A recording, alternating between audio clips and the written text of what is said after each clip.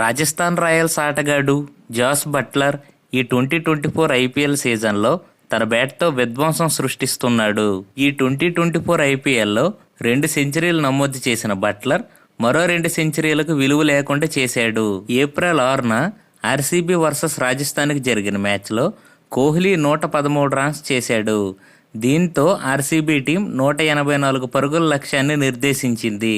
అనంతరం బ్యాటింగ్కి దిగిన Rajasthan Royals team Jos Buttler తన బ్యాట్తో విధ్వంసం క్రియేట్ చేశాడు. చేజింగ్లో ఇన్నింగ్స్ చివరి బంతికి సెంచరీ చేసి తన టీముని గెలిపించాడు. అదేవిధంగా Kolkata Knight Riders versus Rajasthan రాయల్స్కి జరిగిన మ్యాచ్లో సునీల్ నారాయణ్ తన బ్యాట్తో విధ్వంసం క్రియేట్ చేశాడు.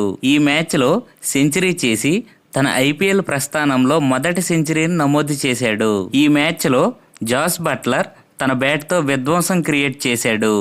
కోల్కతా నైట్ రైడర్స్పై సెంచరీ చేసి రాజస్థాన్ రాయల్స్కు మరోసారి విజయాన్ని అందించాడు. దీంతో ఈ ఐపీఎల్ 2024లో 2 సెంచరీలు చేసి మరో 2 సెంచరీలకు విలువ లేకుండా చేశాడు. జాస్ బట్లర్ బ్యాటింగ్ గురించి మీ అభిప్రాయాన్ని కామెంట్ సెక్షన్లో మెన్షన్ చేయండి.